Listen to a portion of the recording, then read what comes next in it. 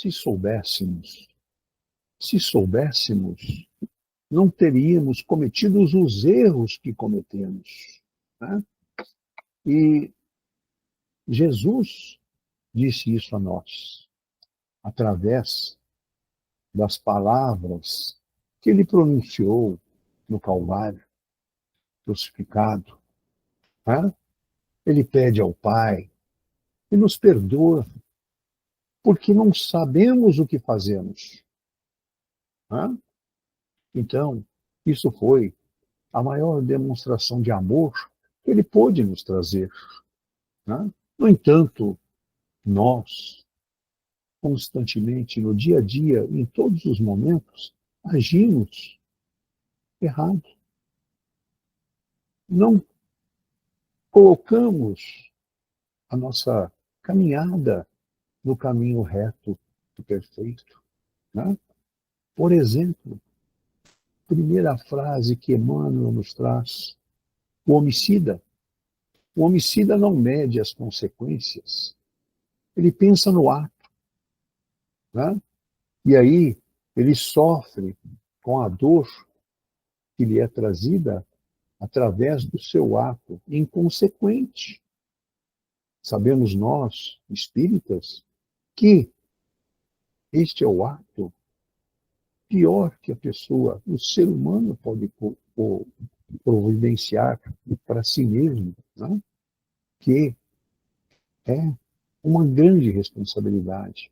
E o sofrimento e a dor de reparação é muito grande, né?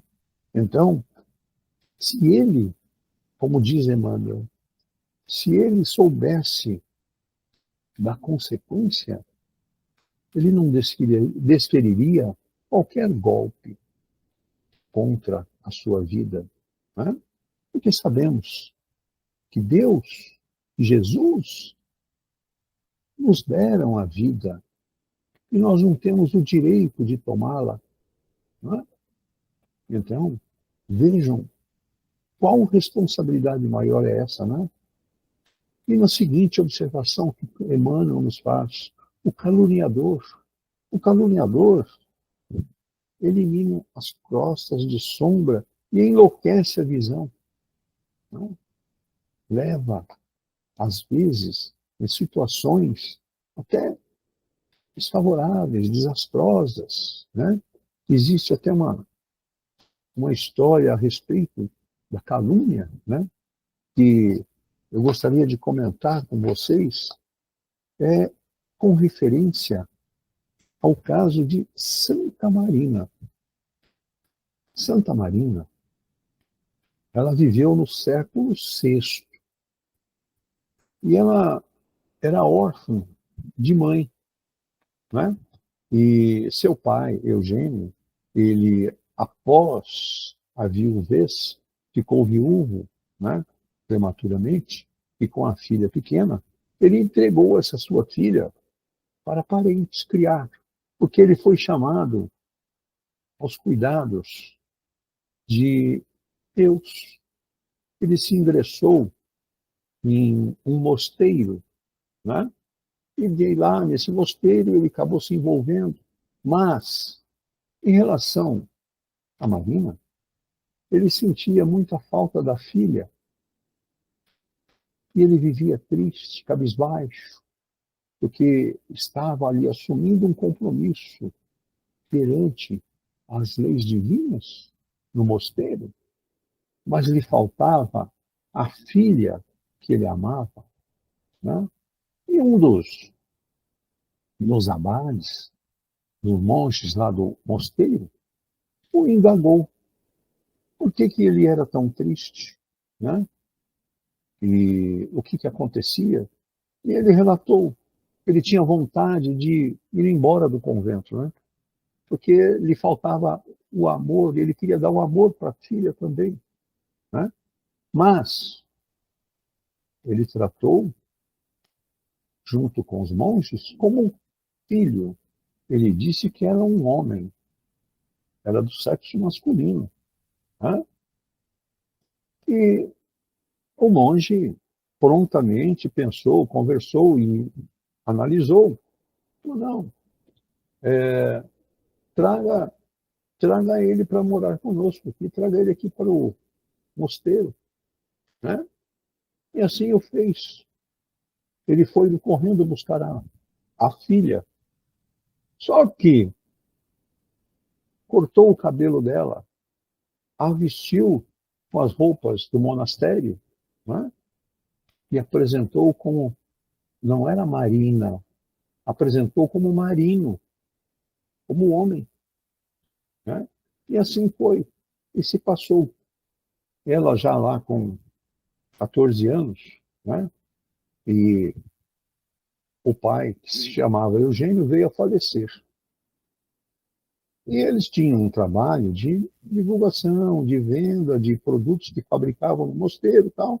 E o Marino, entre aspas, Marino, ia junto com essa equipe fazer a venda, fazer isso tudo. E eles ficavam numa hospedaria na vila. E aí, um belo dia, a filha do dono da hospedaria se engraçou com um soldado e acabou engravidando do soldado, né? E aí começa a história mais crítica de Santa Marina, né?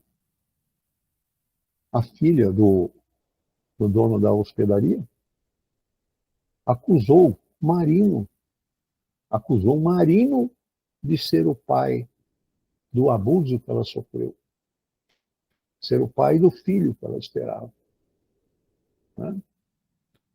E Marina, com toda a sua humildade, assumiu, ficou quieta e tranquila. Ela poderia ter se defendido, mas espera lá, não posso, não posso engravidar ninguém. Eu também sou uma mulher. Ela poderia ter feito isso, mas não. Baixou a cabeça e ficou quieta. Foi expulsa do mosteiro, foi viver na rua, e assim por diante, né? E depois de muito tempo na rua, ela ficou debilitada, passou fome, sofreu, né? Ficou durante 3 anos na rua. E aí os monges lá do mosteiro resolveram a trazer de volta.